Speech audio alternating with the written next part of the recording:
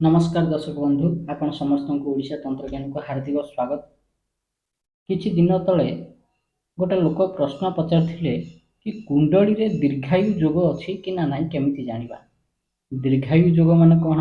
दीर्घ युक्त आयु इक्वल टू दीर्घायु अर्थात गोटे मनीषर आयुष दीर्घ होइथबो ताकू कहा जाय दीर्घायु जोग। आपण केते वर्ष बंचिबे सेटा केमिति जानिबे कुंडली देखिके। देखंतु वास्तव में ज्योतिष विज्ञान होची गोटे प्रकार नेत्र जहा द्वारा आमे केवल देखि परिबा किछिटा अनुमान लगै परिबा एक्जेक्टली को मनीष को दिन मरिबो सेटा केही भी कहि परिबे नाही। जदि इक्का दुक्का काहर लागिगला किंतु 100% किए कैलकुलेशन करिकरी कहि परिबे नाही कार आयुष काहेकि ना आयुष मनीषर सुकर्म उपर निर्भर करे। जदि गोटे मनीष अत्यधिक पुण्य करे तेबे तार आयुष बढ़ी बढ़ी चले आ जदि मनीष पाप कार्य करि चले तेबे तार दिन को दिन आयुष क्षीण होबाक लगे। तेणु कर्म उपरे आयुष निर्भर करे। आज वीडियो रे आमे जानिबा जे कुंडली रे दीर्घायु जोग किपरि सृष्टि हुए। दीर्घायु जोग कौन? कौनसी लोकर कुंडली रे ग्रह नक्षत्रंकर स्थिति एते प्रबल थिबो जे तार आयुष कम से कम 80 वर्ष हम। कुंडली रे जदि दीर्घायु जोग देखिबार अछि तेबे प्रथमे सूर्य एवं चंद्र को देखिबा उचित। शास्त्र रे कहे, ज्योतिष शास्त्र कहे दीर्घायु जोग विषय रे अनेक टिप्पणी रही विस्तृत भाव में वर्णना करा जायछि। किंतु आज वीडियो रे किछि एभली सूत्र कहिबी जहाको देखिबा द्वारा आपण जानि परिबे जे गोटे व्यक्ति दीर्घायु हब ना अल्पायु हब। अल्पायु माने कौन? जे खूब कम बयस रे मरी जाए अर्थात जार आयुष बहुत कम 30-35 वर्ष भितर निपटी जीव ताकू कहा जाए अल्पायुष। जदि 60-65 पर्यंत गला तेबे ताकू कहा जाए मध्यम आयुष। जदि कौन सी लोकर आयुष 70 क्रॉस करिगला 80 क्रॉस करिगला ताकू सामान्यतः दीर्घायु जोगरे धरा जाए। किंतु पूर्ण दीर्घायु जदि कहार वर्ष बयस 120 टपी गला तेबे ताकू पूर्ण परमायु जोग कहा जाए। तेबे केमिति जानिबा आमे आम निजर कुंडली देखिकरी कि केते वर्ष वयस बंचिबा। आयुष देखिबा को हेले प्रथमे देखिबा को पड़िबो कोन? लग्नाधिपति किए। आपणकर कुंडली लग्न कौन? लग्न घर प्रथम घर। प्रथम घरे जो राशि लेखाई थो से राशि स्वामी ग्रह होउछंती आपणकर लग्नाधिपति। मन रखिबे जदि केबे असाध्य रोग रे पड़ी जांती जेउथुरु मुकुलिबार कोनोसी प्रकार बाट न थाए जेते पूजा पाठ कले मध्य रोग भल हुएनी सेतेबेले गोटिए कथा मन रखिबे निज कुंडली देखिबे कुंडली लग्नाधिपति की चेक करिवे। लग्न चक्र, नवमांस चक्र, गोचर चक्र, कारकांश चक्र, स्वांश चक्र एमती अनेक प्रकार चक्र अच्छी। 16 वर्ग चक्र मध्य अच्छी।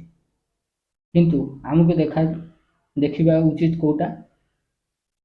प्रथम है लग्न चक्र, द्वितीय हूँ नवमांस चक्र आ तृतीय हूँ गोचर चक्र।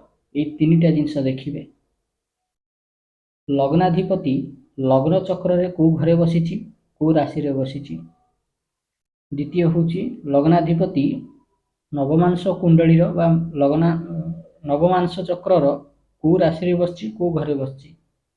तृतीय हूँ गोचर रे को राशि रे को घरे बसी लग्नाधिपति। ये तीनटा जदि देखीदेला आपण तेबे आपण को बाट आपे आपे देखा जीवो रोग मुक्ति पाइया पईका।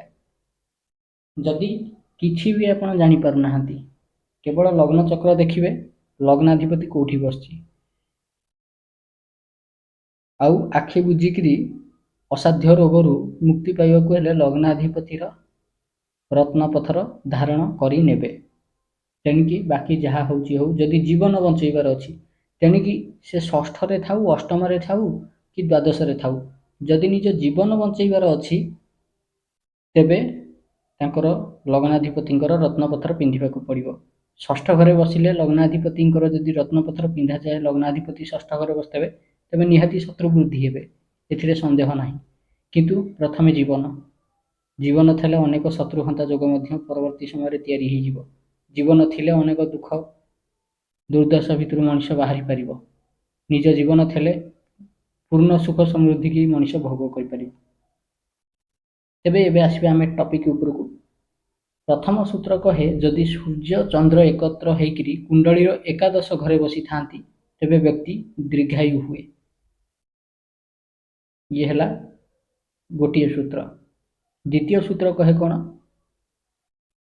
ଯଦି ବୃହସ୍ପତି ଆଉ ଚନ୍ଦ୍ର ଉଭୟ ଲଗ୍ନ ଘରେ ଏକତ୍ର ବସିଛନ୍ତି ଆଉ ଦୁଇଟି ଗ୍ରହ ଭିତରୁ କେହି ବି ନିଚସ୍ତ ନୁହନ୍ତି, ତେବେ ବି ବ୍ୟକ୍ତି ଦୀର୍ଘାୟୁ ହୁଏ, ଲମ୍ବା ଆୟୁଷ ବଞ୍ଚେ। ଆପଣଙ୍କର ରାଶି ଯାହା ହେଉ, ଲଗ୍ନ ଯାହା ବି ହେଉ, ଯଦି ଲଗ୍ନ ଘରେ ବୃହସ୍ପତି ଆଉ ଚନ୍ଦ୍ରମା ଉଭୟ ଏକତ୍ର ହେଇକରି ବସିଛନ୍ତି ଆଉ ଦୁହିଁଙ୍କ ଭିତରୁ କେହି ବି ନିଚସ୍ଥ ନୁହନ୍ତି, ଅର୍ଥାତ୍ ନିଚ ରାଶିରେ ବସିନାହାନ୍ତି, ତେବେ ସେ ବ୍ୟକ୍ତି ବହୁତ ଦୀର୍ଘାୟୁ ଜୀବନ ବଞ୍ଚେ।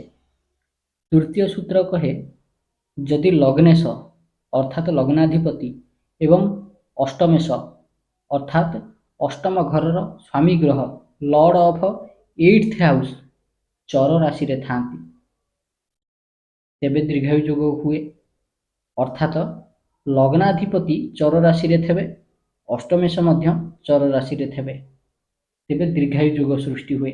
କୁହାଯାଏ, କୁଣ୍ଡଳୀରେ ଚନ୍ଦ୍ର ବୁଧ ଯଦି ଏକତ୍ର କେନ୍ଦ୍ରରେ ଥାନ୍ତି କିମ୍ବା ଗୁରୁ ଶୁକ୍ର ଏକତ୍ର କେନ୍ଦ୍ରରେ ଥାନ୍ତି, ତେବେ ଏଭଳି ବ୍ୟକ୍ତି ସମସ୍ତ ପ୍ରକାର ରାଜସୁଖ ଭୋଗ କରି ପୂର୍ଣ୍ଣ ଆୟୁଷ ବଞ୍ଚେ। ଧ୍ୟାନ ଦିଅନ୍ତୁ ଏ ଷ୍ଟେଟମେଣ୍ଟକୁ। ଆଇଦର ଚନ୍ଦ୍ର ବୁଧ ନଚେତ ଗୁରୁ ଶୁକ୍ର, ଏଇ ଦୁଇଟା ଗ୍ରହ 2 2 4 ଚାରିଟା ଗ୍ରହରେ ପ୍ରଥମ 2 ଜଣ ଗ୍ରହ ନଚେତ ଦ୍ୱିତୀୟ 2 ଜଣ ଗ୍ରହ, ଚନ୍ଦ୍ର ବୁଧ ନଚେତ ଗୁରୁ ଶୁକ୍ର ଯଦି ଏକତ୍ର କେନ୍ଦ୍ରରେ ବସିଥାନ୍ତି, ତେବେ ବ୍ୟକ୍ତି ସମସ୍ତ ପ୍ରକାର ରାଜସୁଖ ଭୋଗ କରିକିରି ପୂର୍ଣ୍ଣ ଆୟୁଷ ବଞ୍ଚେ। ଚତୁର୍ଥ ସୂତ୍ର କ'ଣ କହେ? ଯଦି ଲଗ୍ନାଧିପତି କେନ୍ଦ୍ରରେ ଥାଏ ଏବଂ ଲଗ୍ନାଧିପତି ଉପରେ ଏକାଧିକ ଶୁଭ ଗ୍ରହଙ୍କର ଦୃଷ୍ଟି ରହିଥାଏ, ତେବେ ବ୍ୟକ୍ତି ପୂର୍ଣ୍ଣ ପରମାୟୁ ଭୋଗ କରେ। ଆପଣଙ୍କୁ କହିଥିଲି ନା, କିଛି ଲୋକ ଏମିତି ଅଛନ୍ତି ଯେଉଁମାନେ 120 ବର୍ଷ ବୟସରୁ ଉପରକୁ ବଞ୍ଚିଛନ୍ତି, ତଥାପି ତାଙ୍କର ମୃତ୍ୟୁ ହେଇନି। ସେମାନଙ୍କ କୁଣ୍ଡଳୀରେ ଆପଣ ଏଇ ଜିନିଷ ଦେଖିବାକୁ ପାଇବେ। ତାଙ୍କର ଲଗ୍ନାଧିପତି କେନ୍ଦ୍ରରେ ଥିବେ ଆଉ ଲଗ୍ନାଧିପତି ଉପରେ 1ରୁ ଅଧିକ ଶୁଭ ଗ୍ରହଙ୍କର ଦୃଷ୍ଟି ପଡ଼ୁଥିବ, ସେଭଳି ବ୍ୟକ୍ତି ପୂର୍ଣ୍ଣ ପରମାୟୁ ଭୋଗ କରନ୍ତି। ପଞ୍ଚମ ସୂତ୍ର କ'ଣ କହେ? ଲଗ୍ନେଶ ଅର୍ଥାତ୍ ଲଗ୍ନାଧିପତି ପୂର୍ଣ୍ଣ ବଳି ହେଇଥିବ ଆଉ 1ରୁ ଅଧିକ ଗ୍ରହ ଉଚ୍ଚସ୍ଥ ହେଇଥିବେ, ନଚେତ 1ରୁ ଅଧିକ ଗ୍ରହ ମିତ୍ର ରାଶିରେ ବସିଥିବେ, ତେବେ ସେଭଳି ବ୍ୟକ୍ତି ମୃତ୍ୟୁ ଉପରେ ବିଜୟ ପ୍ରାପ୍ତ କଲା ଭଳି ଦୀର୍ଘ ଜୀବନ ବଞ୍ଚେ। ଲଗ୍ନାଧିପତି ଯଦି ଉଚ୍ଚସ୍ଥ ହେଇକରି କେନ୍ଦ୍ରରେ ବସି ଯାଇଥିବ କିମ୍ବା ବଳି ଅବସ୍ଥାରେ ଥିବ ଆଉ 1ରୁ ଅଧିକ ଗ୍ରହ ଯୋଗକାରକ ଗ୍ରହ ଉଚ୍ଚସ୍ଥ ହେଇଥିବେ କିମ୍ବା ମିତ୍ର ରାଶିରେ ବସିଥିବେ ଯୋଗକାରକ ଗ୍ରହ, ତେବେ ସେଭଳି ବ୍ୟକ୍ତି ମୃତ୍ୟୁ ଉପରେ ମଧ୍ୟ ବିଜୟ ପ୍ରାପ୍ତ କଲା ଭଳି ଜୀବନ ବଞ୍ଚେ। ଷଷ୍ଠ ସୂତ୍ର କ'ଣ କହେ? ଯଦି କୁଣ୍ଡଳୀରେ ଶନିଦେବ ଆୟୁଷ ସ୍ଥାନରେ ବସିଛନ୍ତି ଏବଂ ଉଚ୍ଚସ୍ଥ କିମ୍ବା ଦିଗ୍ବଳୀ ଅବସ୍ଥାରେ ଅଛନ୍ତି, ତେବେ ବ୍ୟକ୍ତି ଭାରି ଲମ୍ବା ଆୟୁଷ ଭୋଗ କରେ। ଏହାର ଅର୍ଥ କ'ଣ? ଆୟୁଷ ସ୍ଥାନ କୋଉଟାକୁ କହନ୍ତି?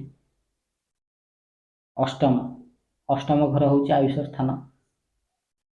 ଶନିଦେବ ଯଦି ଅଷ୍ଟମ ସ୍ଥାନରେ ବସିଛନ୍ତି ଏବଂ ଉଚ୍ଚସ୍ଥ ହେଇକିରି ବସିଛନ୍ତି କିମ୍ବା ଦିଗ୍ବଳୀ ଅବସ୍ଥାରେ ବସିଛନ୍ତି, ତେବେ ସେଭଳିଆ ବ୍ୟକ୍ତି ଭାରି ଲମ୍ବା ଆୟୁଷ ଭୋଗ କରେ। ସପ୍ତମ ସୂତ୍ର କ'ଣ କହେ?